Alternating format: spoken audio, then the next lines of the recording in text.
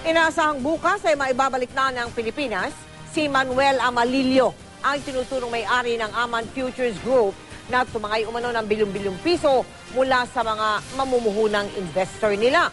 Nakarating na sa Kota Kinabalu sa Malaysia ang grupong pinadala ng NBI para asikasuhin ang pagpapatapon kay Amalillo. Nakatutok si Lia Manyala del Castillo. Madaling araw daw kanina nang dumating sa Malaysia ang four-man team ng NBI na naatasang sumundo sa naarestong may-ari ng Aman Futures Group na si Manuel Amalillo. Nahaharap sa 2 kasong syndicated estafa sa bansa si Amalillo dahil sa 12 bilyong pisong investment scam sa Mindanao. Bit-bit ng NBI team ang arrest warrant na pinalabas ng Pagadian RTC at iba pang dokumento para mapabilis ang deportation nito. Naaresto si Amalillo sa isang coffee shop sa Kota Kinabalu nitong Martes sa tulong na rin ng mga nabiktima ng kanyang scam.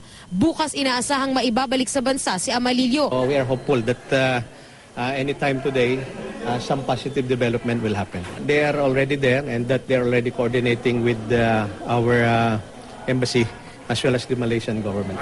Ayon sa source ng GMA News, isang bulletproof vehicle ang susundo kay Amalillo mula sa airport. Sa NBI Manila siya idediretso at ikukulong. Baka dito na muna sa NBI, baka dito na muna siya dadalhin kasi NBI ang mag-e-escort sa kanya dahil ang NBI nga merong hawak-hawak na warrant of arrest.